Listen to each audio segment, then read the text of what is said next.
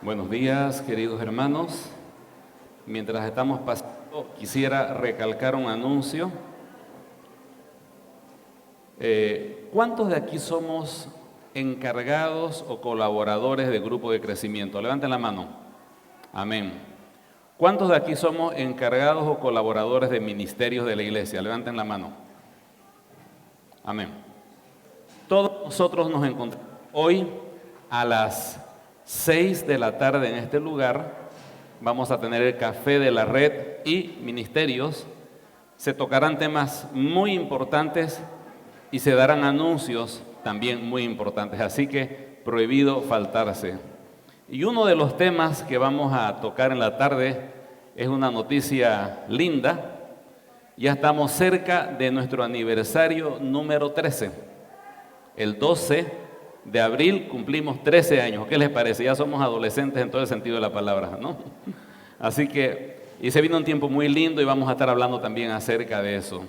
Y es por esa razón, entre otras, que también decidimos iniciar en este tiempo, en este domingo, y los que vienen a continuación, inclusive más allá del aniversario, el tema acerca de la iglesia. La serie se llama Yo edificaré mi iglesia. Y aprovecho para hacer una pequeña dinámica. Cierre los ojos, pero no para orar, simplemente ciérrelos.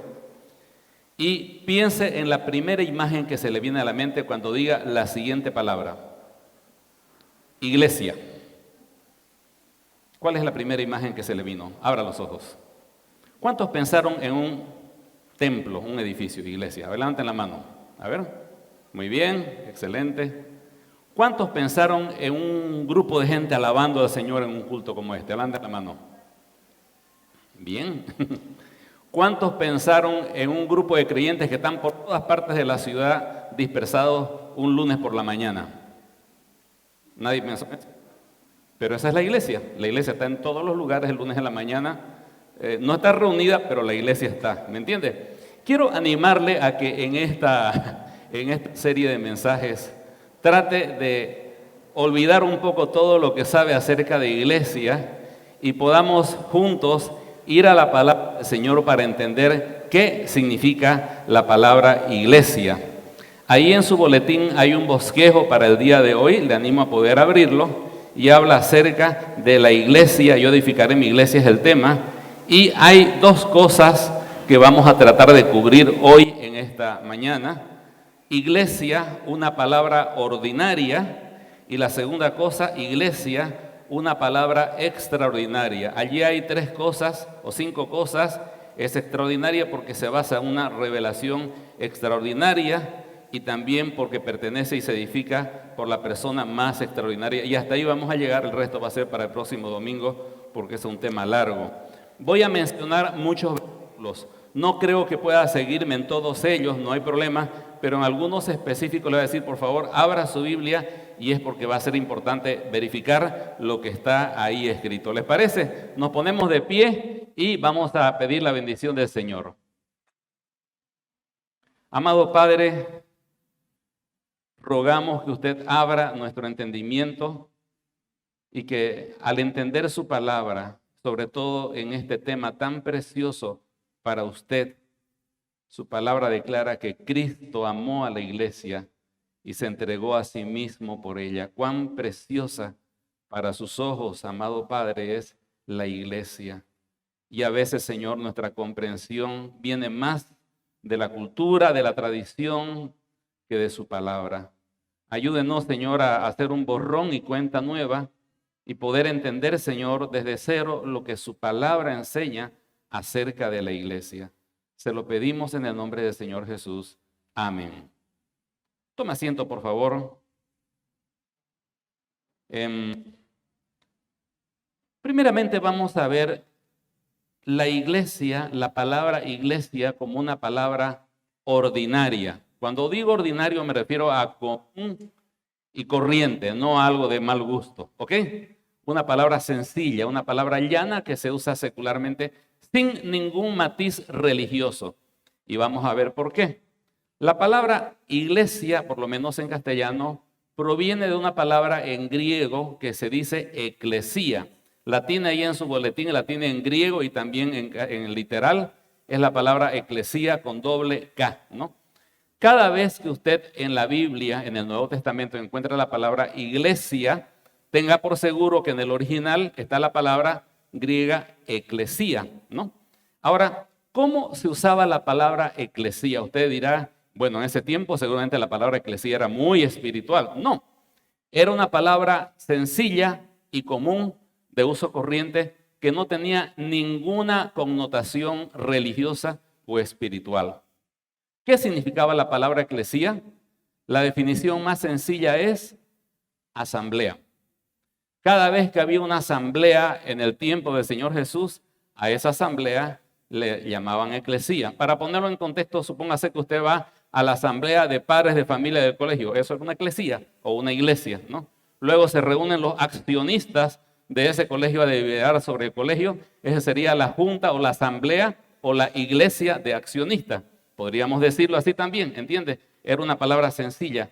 Ahora, hay algunos textos en la palabra del Señor que nos dan luz. En una ocasión en Hechos capítulo 19, no lo abra, pero se lo dejo ahí las citas, están ahí en su boletín. Resulta que se armó un tumulto, se armó un alboroto, un gentío, algo así como lo que estamos acostumbrados acá en Bolivia, las manifestaciones, ¿no? Esto es algo corriente y los bloqueos. Algo así se armó, pero un poquito más grande, porque se llenó de toda la ciudad de Efeso. Estaban alterados por una situación y no hay mucho tiempo para explicar, pero dice en Hechos 19:32, unos pues gritaban una cosa y otros otra, porque la concurrencia estaba confusa y los más no sabían por qué se habían reunido. La palabra concurrencia es la palabra eclesía. Entonces, eclesía puede ser un montón de gente gritando desordenadamente y sin entenderse, eso es una eclesía. Así que si mañana pasa por la plaza y ve una manifestación con petardos, ahí hay una iglesia, ¿no? Según el sentido sencillo de la palabra en griego. Por otro lado, cuando ya llegan las autoridades y tratan de poner en orden, más abajito en el versículo 39 dice, y si demandáis alguna cosa en legítima asamblea, y ahí la palabra nuevamente es eclesía. Noten que unos versículos atrás se traduce como concurrencia en el 32 y luego en el 40 o 39 y el 41 se traduce como asamblea, ¿no? Entonces queda claro. A veces también se utilizaba para referirse a todo el pueblo de Israel. Cito Hechos 7:38, dice, este es aquel Moisés que estuvo en la congregación en el desierto. Y la palabra congregación que se refiere a todo Israel está hablando de la palabra eclesía. Entonces, a veces la nación entera era llamada eclesía. En el mundo judío había una que se llamaba la Septuaginta.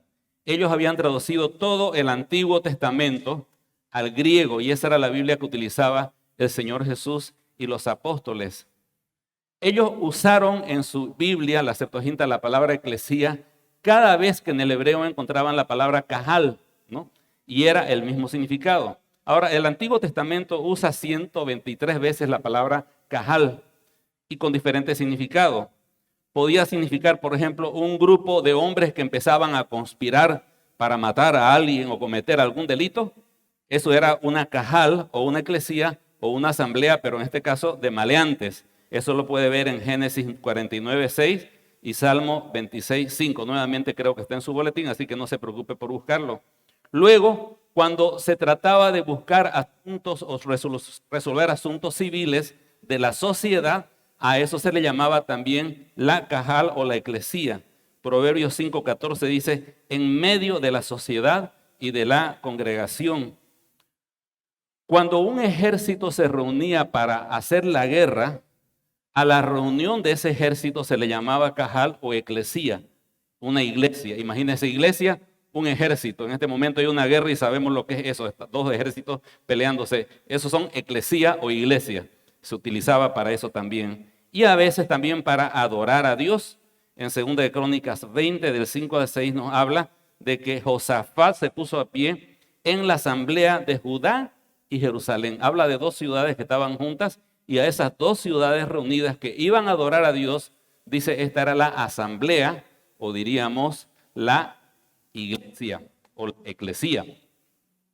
Ahora, como usted puede darse cuenta, la palabra iglesia o eclesía es una palabra sencilla, no religiosa, que simplemente significa, ¿qué cosa? No se escucha muy bien. ¿Qué significa la palabra eclesía? Asamblea, pero podía ser multitud, podía ser un ejército, podía ser una pandilla de maleantes. Eso era la eclesía, ¿no? Esa era la asamblea. Ahora, la pregunta es, ¿cómo es que esa palabra tan común, tan popular y tan no religiosa llegaría a convertirse en una palabra tan religiosa y con un profundo sentido espiritual y doctrinal? ¿En qué momento ocurrió eso?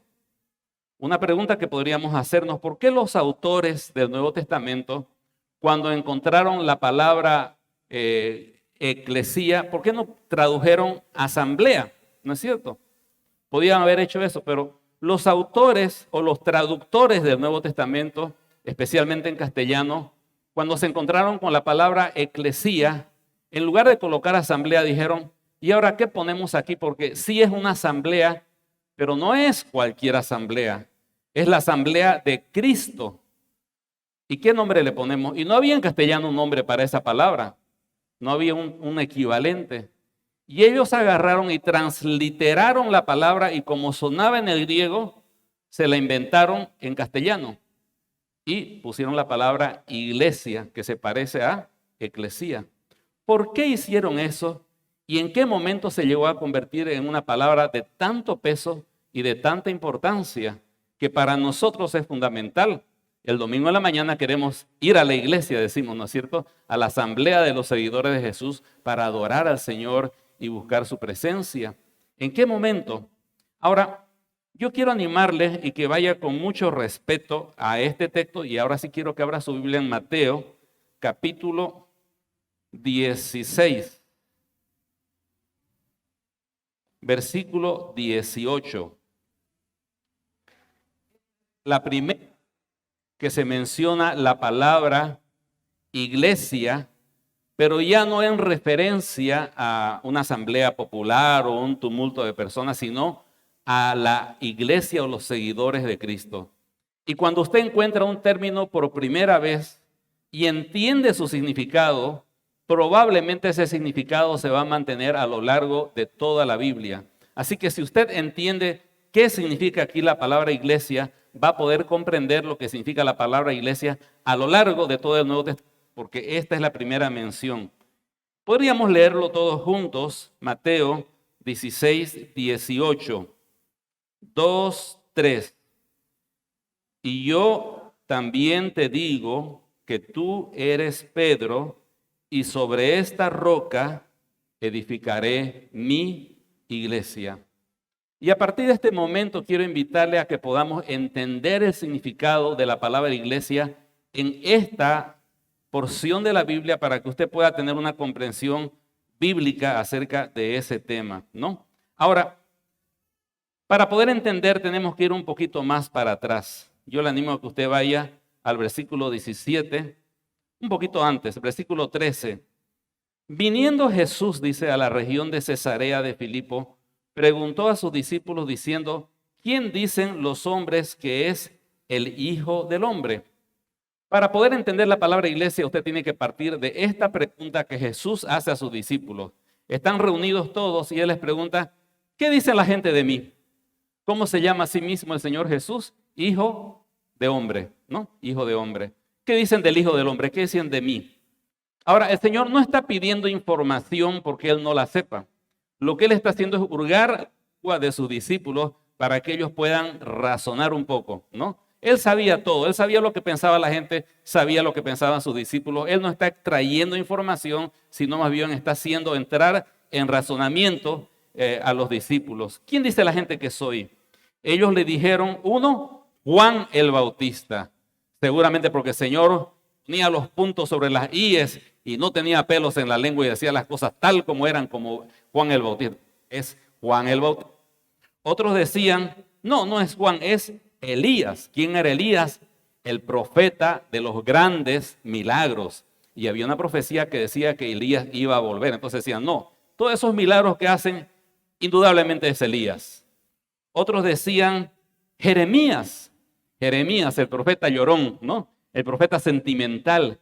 Porque la gente decía: no, ni Bautista, ni el otro es. Este tiene un corazón de amor, es como Jeremías. se conmueve por las personas, o alguno de los profetas, pero ninguno le daba en el clavo, porque toditos estos que están acá eran hombres, pecadores, ¿no es cierto? Comunes y corrientes, y ellos decían, debe ser alguno de esos. Y aquí el Señor entra a la pregunta que quiere hacer. ¿Y ustedes? A ver, ¿ustedes qué piensan de mí? A ver, los discípulos no se la quieren jugar. En cierta ocasión, cuando el Señor calma la tempestad, dice, ¿quién es este?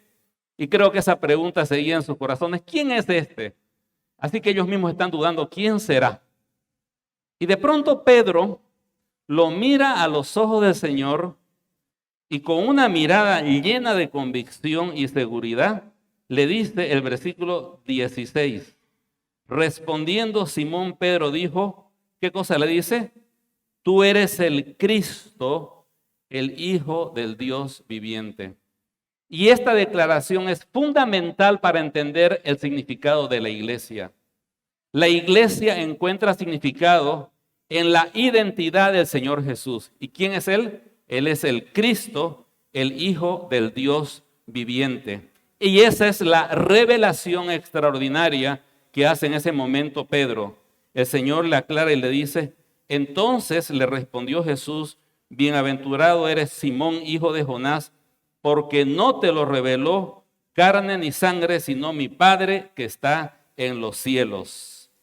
Hay muchos detalles, pero para no quedarnos en los detalles, la primera cosa que tenemos que entender aquí es qué significa la palabra Cristo. El doctor Martínez, vamos a poner por ejemplo el doctor Martínez, ¿no? Usted le dice, ¿cómo? Doctor Martínez. Su nombre, ¿cuál es? Su apellido es Martínez, pero ¿cuál es su nombre o su título? Doctor, ¿no es cierto? Doctor es un título. Ingeniero es un título. Director es un título. Presidente, ministro es un título. Emperador, rey es un título. Y Cristo también es un título. No se confunda pensando que Cristo es sinónimo de Jesús. El nombre propio de nuestro Salvador es Jesús o Josué en castellano si lo quiere, que significa Jehová salva. El título que Él tiene es el Cristo. Es un título, no es un nombre propio. Por ahí alguien pone el nombre, le va a poner a mi hijo que se llame Cristo, ¿no? O Christopher, digamos, ¿no? Pero no tiene sentido eso, es un título, ¿no? Ahora, esa palabra Cristo venía de una palabra griega que decía crío, ¿no? Que se pronuncia crío, que significa ungir. Y para entenderlo, en la época del Señor Jesús, cuando quería reconocer a una gran personalidad, una ceremonia de ungimiento. Se traía a la persona, se agarraba un perfume o un aceite especial y se le echaba en la cabeza de la persona. Y ese acto de poner aceite en la persona, crío, ¿no? Entonces hacía que esa persona sea un Crestus o un Cristo, ¿ya? Un ungido. Entonces cuando se habla del ungido, se está hablando de una persona que ha sido posesionada formalmente para ocupar un cargo importante. ¿A quiénes se los ungía? Se los ungía a los reyes. Ahí tiene 2 Samuel 23:1, Salmo 2:2, 1 Samuel 9:16. Hablan de ungimiento de reyes. Se lo ungió al rey David, se lo ungió también al rey Saúl. Se ungía a los sacerdotes. La ley en Levítico 6:15, 21:10 decía que había que ungirlos y Aarón y sus hijos fueron ungidos para ser sacerdotes. Éxodo 28:41. Vamos llevando cuentas. ¿A quiénes se ungía? A los reyes, a los sacerdotes, pero también Reyes 19:16 dice que se ungió a Eliseo como un profeta. Entonces se ungía a los reyes, a los sacerdotes y eventualmente a los profetas. Y cada uno se quedaba en lo que era. No se ungía a alguien que era rey como profeta, ni profeta como rey. A propósito, el Señor Jesucristo fue rey, fue sacerdote y fue profeta a la vez. Las tres cosas. Nadie pudo ostentar los tres cargos a la vez. Él es el ungido que mantiene los tres títulos. Ahora, la promesa de que un día Dios levantaría un ungido, en hebreo era Mesías, en griego era Cristo en castellano, ungido o rey sería la palabra más sencilla para entender. Cito 2 de Samuel 7, del 12 al 16. Dios da una promesa que levantaría un Cristo, un rey de la descendencia de David. Dice, y cuando tus días sean cumplidos y duermas con tus padres, yo levantaré después de ti a uno de tu linaje, el cual procederá de tus entrañas y afirmaré su reino. Él edificará casa a mi nombre y yo afirmaré para siempre el trono de su reino. ¿A quién le dice esto? Al rey David. Le dice, de tu descendencia nacerá uno que será rey y su descendencia será para siempre. Entonces ahí se despierta la expectativa que del rey David nacería un descendiente que sería un ungido, sería el Cristo y su reino sería para siempre. En todas las secciones de las escrituras de los judíos, que eran las escrituras, la ley y los profetas, 3 grandes secciones de las escrituras judías, en cada una de ellas hay abundantes referencias de que en el futuro vendría un Mesías o vendría un Cristo. Podría citar Salmo capítulo 72, capítulo 89, capítulo 132, Oseas 3:5, pero quiero citar Isaías 9, 6 al 7. Lo usamos mucho en Navidad. Dice así Isaías, porque un niño nos es nacido.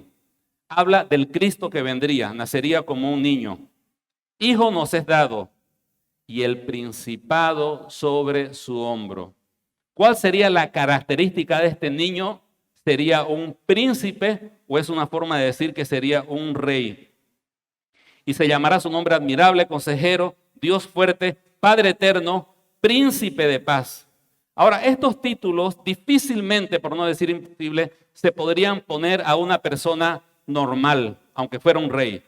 No podemos llamarle a un rey que sea consejero, que sea Dios fuerte, que sea Padre eterno y que sea príncipe de paz. ¿No le parece? No calza en una persona común y corriente, aun cuando fuera un monarca. Esta frase era dedicada a un ser enigmático que nacería. Y escucha cómo sigue. Lo dilatado de su imperio y la paz no tendrán límites. 2 características. Su imperio ocuparía toda la tierra. Y en ese tiempo la paz existiría de una manera sin precedentes en todo el mundo. ¿No cree que en este momento necesitamos a alguien así? En este momento que estamos en guerra, alguien que pueda poner en su lugar a este mundo, poner paz a las naciones y gobernar de una manera que todos lo respeten y todos vayamos a buenos caminos y no como estamos ahora casi en la Tercera Guerra Mundial. Y el anterior domingo el pastor Freddy nos hablaba acerca de este futuro, o hace 2 domingos atrás, de que todos ansían un Mesías y se va a levantar un Mesías, pero ese Mesías va a ser ¿qué cosa?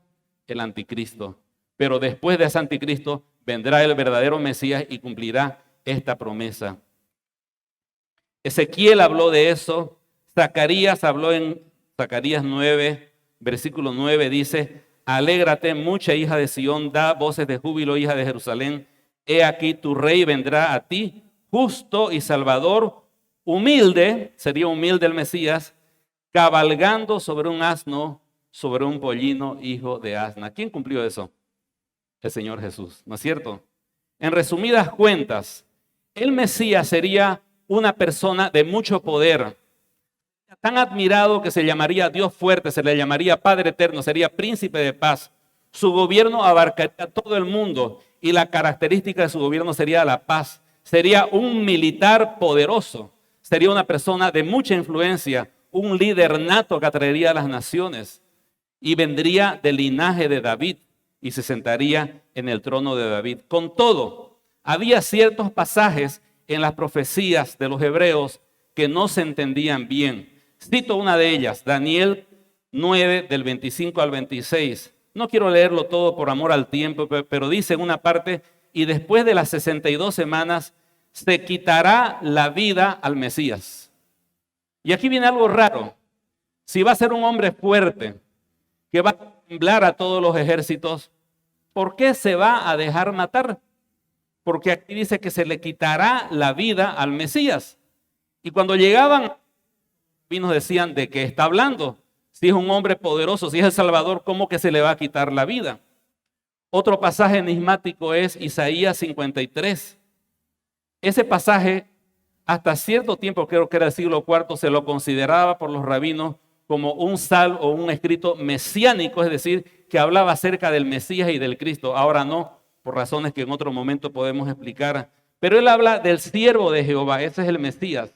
Y 5 veces en el capítulo 53 dice que este siervo de Jehová, o el que sería el Mesías, daría su vida por los pecados de los demás, que le quitarían la vida, que sería llevado como una oveja. Dice, ciertamente llevó nuestras enfermedades, sufrió nuestros dolores, y nosotros le tuvimos por azotado, por herido de Dios y abatido. Mas él herido fue por nuestras rebeliones, molido por nuestros pecados. El castigo de nuestra paz fue sobre él, y por su llaga fuimos nosotros curados. ¿Cómo que al Mesías se le iba a quitar la vida, iba a ser llevado como un cordero y lo iban a matar? No tenía sentido. Había cosas que no se entendían en la profecía. Cuando pasa el tiempo, en Lucas 2:11 nos relata que el ángel Gabriel se le aparece a María y le dice, os ha nacido, ¿no?, un Salvador que es Cristo. Cristo. E identifica claramente el nacimiento del Señor Jesús con ese título de todo el Antiguo Testamento. Muchas veces la gente le preguntaba al Señor Jesús, ¿realmente eres tú el Cristo? Lo veían con esa sabiduría, esa autoridad, esa santidad y ese poder, y decían, ¿no será este el Cristo? Pues mirad, habla públicamente y no le dicen nada. ¿Habrán reconocido en verdad los gobernantes que este es el Cristo? Era la pregunta que había en moda cuando el Señor Jesús vivía. Eso está en Juan 7:26 y más abajito en Juan 7:31. Y muchos de la multitud creyeron en él y decían, el Cristo cuando venga hará más señales de las que éste hace. Y el Señor poco a poco fue revelando de que realmente Él era el Cristo. Y quiero leer un pasaje citado por Él mismo, cuando Él dice en el versículo, en Lucas 24, versículo 44, a sus discípulos. Escuche bien. Y les dijo, estas son las palabras que os hablé estando aún con vosotros, que era necesario que se cumpliese todo lo que está escrito de mí en la ley de Moisés, en los profetas, en los salmos.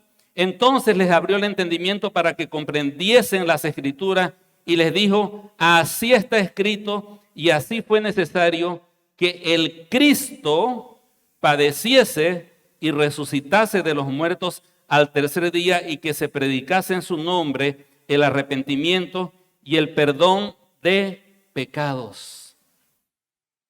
Cuando Pedro dice, tú eres el Cristo, el Hijo de Dios, probablemente Pedro no entendió completamente lo que él estaba afirmando, pero él estaba haciendo la declaración más asombrosa e increíble que se podía haber hecho, que ese Jesús, el carpintero de Belén, un hombre común y corriente, nacido de una manera sencilla y humilde, que no tenía posesiones, no tenía poder militar, no tenía influencia, no era un rabino reconocido por las escuelas de aquella época. Ese Jesús era el Cristo, era aquel en el cual convergían todas las profecías del Antiguo Testamento, era aquella persona que era el desenlace, la solución y la respuesta a todas las necesidades y a todos los problemas, no solo de la nación judía, sino del mundo entero. Aquel que era admirable, consejero, Dios fuerte, Padre eterno, príncipe de paz, aquel que tenía que venir y también dar su vida por los pecadores y traer salvación a nosotros. Él era el Cristo. ¿Y sabe qué? Yo puedo decir, Biden es presidente de Estados Unidos y eso no afecta en mi vida. Puedo decir, Luis Arce es presidente de Bolivia y bueno, sí soy boliviano y por ahí sí me afecta un poco, pero hasta cierto punto. Pero no puedo afirmar de que Jesús es el Cristo sin que eso afecte todo lo que soy, todo lo que tengo, todos mis planes, toda mi proyección y todo mi futuro. Porque si Él es el Cristo, Él es la respuesta a mis necesidades. Él es la respuesta de Dios y la provisión para mi pecado. Él es el rey que Dios me ha dado para ser transformado. Y Él es el poder y la gracia para vivir una vida diferente. Y si Él es mi rey, estaré con Él por toda la eternidad. Yo no puedo decir Jesús es el Cristo sin que eso cambie toda mi vida. Y quiero preguntarle, ¿Jesucristo o Jesús es el Cristo para usted? ¿O es simplemente una frase teológica? Cuando Pedro dice, tú eres el Cristo, está diciendo algo tremendamente profundo.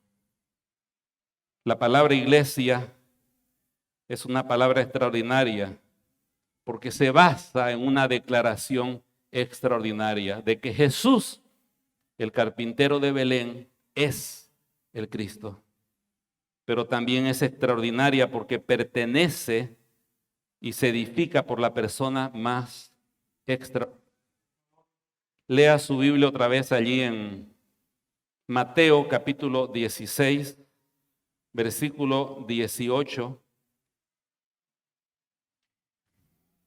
Y yo también te digo que tú eres Pedro, y sobre esta roca edificaré mi iglesia, y las puertas del Hades no prevalecerán contra ella. ¿Queda claro de que la iglesia a quién le pertenece? Según este pasaje, a Cristo. Dice mi iglesia, ¿no? Queda claro otra cosa. ¿Quién edifica a la iglesia? El pastor con su mensaje cada domingo por la mañana. Los pastores, los líderes. ¿Quién edifica su iglesia? Cristo edifica su iglesia. Pero quiero detenerme y no vamos a poder terminarlo, pero vamos a intentar avanzar hasta donde podamos en esa frase que dice, tú eres Pedro, y sobre esta roca edificaré mi iglesia. Es necesario aclarar esa frase porque es una de las frases más controversiales que ha generado innumerables debates, predicaciones, escritos y comentarios. Y probablemente no vamos a poder hacerle el honor a tan profunda expresión. Pero, ¿de qué roca está hablando el Señor Jesús cuando dice, tú eres Pedro, y sobre esta roca edificaré mi iglesia? Tiempo atrás, el Señor le cambió de nombre a Pedro. Usted va a Juan 1:42 y dice, y le trajo Jesús, y mirándole Jesús le dijo, tú eres Simón, hijo de Jonás. Tú serás llamado Cefas o Kefas en arameo, que quiere decir Pedro. Simón, ¿cómo se llamaba? Simón, ¿no? Ese era su nombre. El Señor le dice, te voy a poner un apodo, ¿no? Te voy a poner un apodo. Te vas a llamar Piedra, Petros. Ese va a ser tu nombre ahora. En la práctica lo conocemos más por Pedro que por Simón, ¿no es cierto? O sea, como en los pueblos, no te ponen un apodo y con ese te quedas toda tu vida. Algo así le pasó a Pedro, le pusieron un apodo Pedro y ese apodo quedó con él. Pero Pedro significaba simplemente piedra. Cuando el Señor le dice, tú eres Pedro, y sobre esta roca edificaré mi iglesia, literalmente se podía leer así. Tú eres Petros, piedra, y sobre esta Petra, está en el original, ¿no? Petra o roca, edificaré mi iglesia. Hay una diferencia entre Petros y Petra, bastante discreta. Petro significa una piedra que yo puedo levantar y echar a alguien, una piedra. Pero Petra normalmente se refiere a un peñón, a algo grande. Cuando estábamos en Camiri, cuando éramos muchachos, nos subíamos a la ballena en el río Parapetí y de ahí nos lanzamos. Era una piedra inmensa. No sé si seguirá todavía allá en Camiri esa piedra, pero esa es la idea, una piedra gigante, gigantesca. Y muchos dicen aquí lo que está diciendo el Señor es que la piedra grande es Cristo y de ahí hay una piedra pequeña que es Pedro. Pero hay un problema con esa explicación, porque probablemente el Señor Jesús estaba hablando en arameo. Y en arameo no hay una diferencia para los dos términos. Así que si escucháramos al Señor hablar en arameo, diría, tú eres Kefas y sobre esta Kefa edificaré mi iglesia. Y la gran pregunta es, ¿cuál es la piedra? Y aquí hay dos posiciones. Algunos dicen, Pedro es la piedra sobre la cual la iglesia está fundada. La otra posición dice, no es Pedro para nada, Pedro no tiene nada que ver con esto, la piedra es Cristo. No sé si usted tiene alguna posición al respecto. Ahora, quiero decir de que en primer lugar hay que reconocer de que la Biblia reconoce que los apóstoles fueron el fundamento de la iglesia.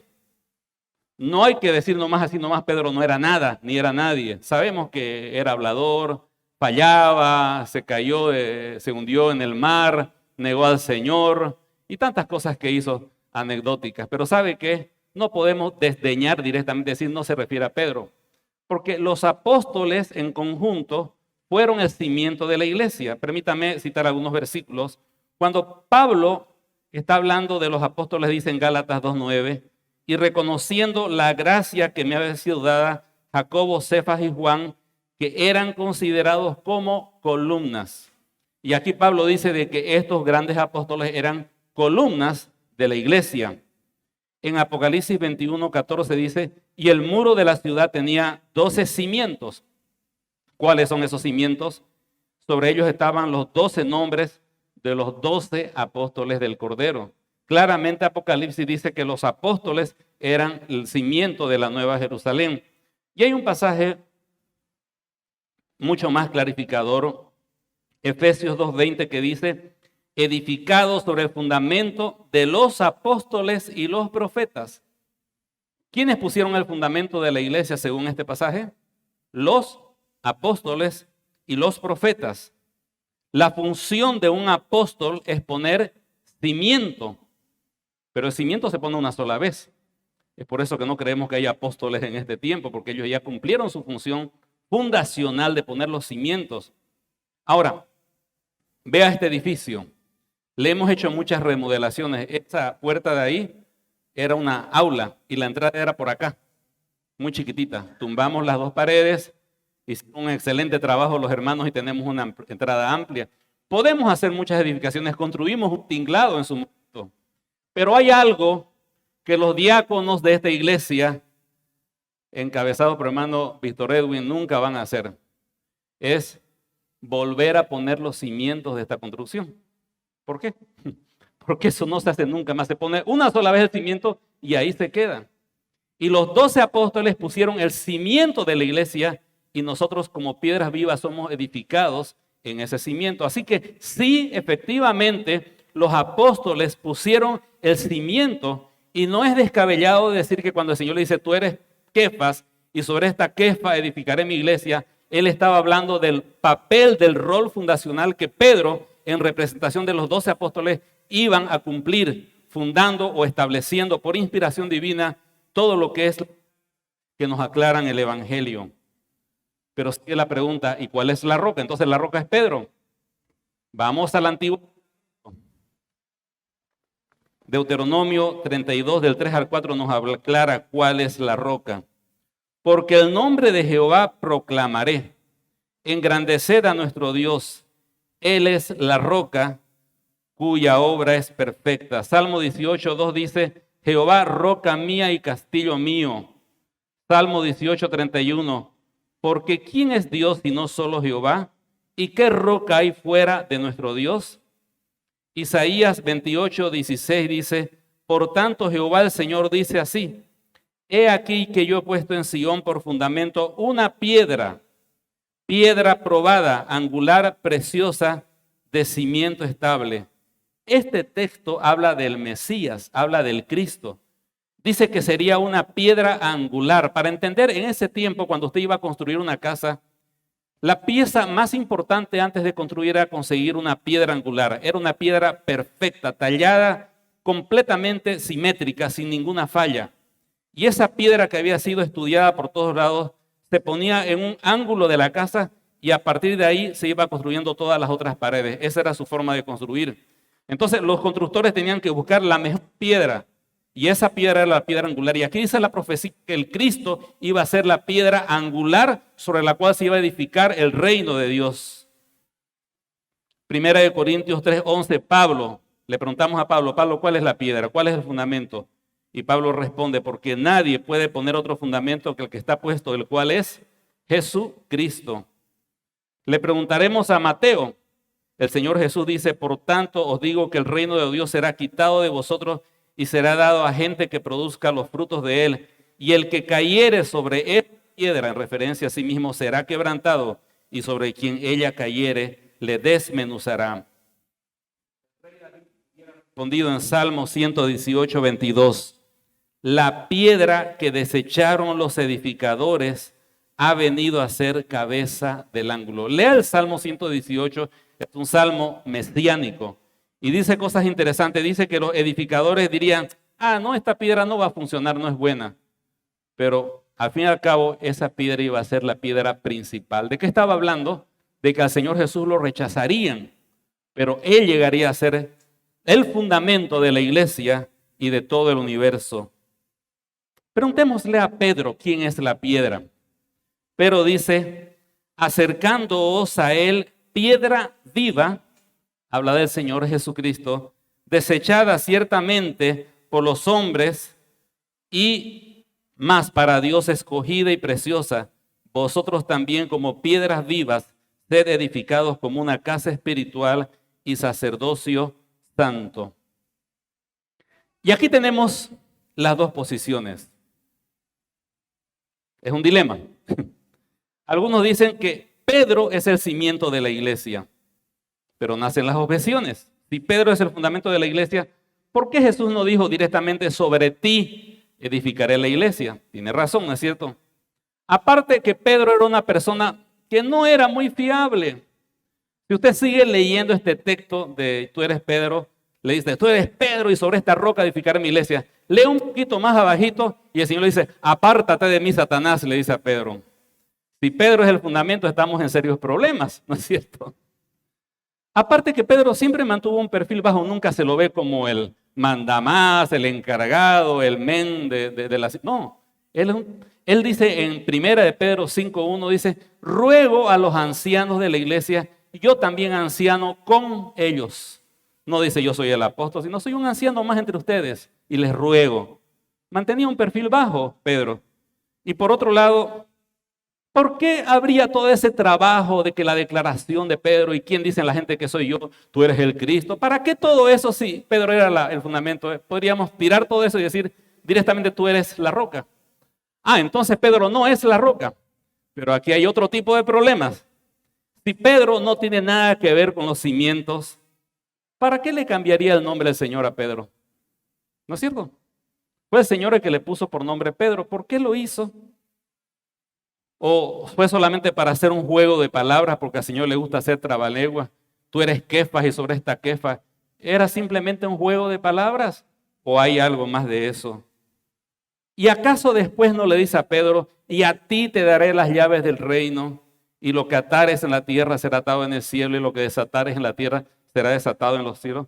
¿Y acaso Pedro no fue el hombre más importante en la fundación de la iglesia? ¿Acaso no fue él el que fue encomendado, pacienta mis corderos, en Juan 20, y luego más adelante él abre reino o abre la iglesia predicando la palabra del Señor a los judíos, a los gentiles, a los samaritanos? Entonces tampoco podemos decir alegremente, ¿cuál es la respuesta a eso? Lo veremos el próximo domingo porque el tiempo se nos ha acabado. Ya, no puede perderse. Vamos a terminar y vamos a continuar con el bosquejo que está ahí en su boletín. Recuerde, estamos viendo el tema de la iglesia porque estamos cerca de nuestro aniversario y queremos entender qué es la iglesia para amar lo que el Señor amó. El Señor amó a la iglesia y se entregó por ella. Así que también nosotros debemos seguir ese ejemplo. Nos ponemos de pie para orar.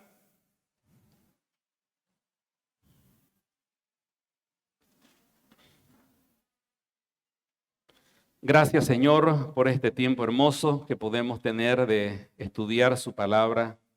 Es realmente precioso, Señor. Es apasionante. Y el poder, Señor, tratar de entrar en la mente de los santos escritores nos ayuda, Señor, a conocerle más a usted. Que este tiempo, Señor, de enseñanza sirva para que podamos tener una comprensión bíblica de lo que es la iglesia, pero yendo un poquito más allá, que su Espíritu Santo nos dé una convicción espiritual respecto a su iglesia. Y esa convicción nos ayude a ser miembros, Señor, de su iglesia, miembros que realmente, Señor, valoran esta hermosa instancia que usted ha dejado aquí en la tierra, siendo parte de ella, Señor, de la manera que usted espera, Señor, amando, cuidando, Señor, guiando, fortaleciendo, Señor, el trabajo de su iglesia. Gracias por este tiempo y rogamos, Señor, en esta mañana por aquellos que quizás en esta mañana han llegado, pero no se sienten parte de su iglesia por diferentes razones. Que cada uno pueda escudriñar su corazón, ver qué es lo que está pasando. Y si lo que falta, Señor, es que puedan nacer a una nueva vida, Padre Celestial, que puedan poner su confianza en Jesús como su Salvador, creer en Jesús, Señor, y por su gracia ser salvos y llegar a ser parte de su iglesia. Gracias por este tiempo en el nombre del Señor Jesús. Amén.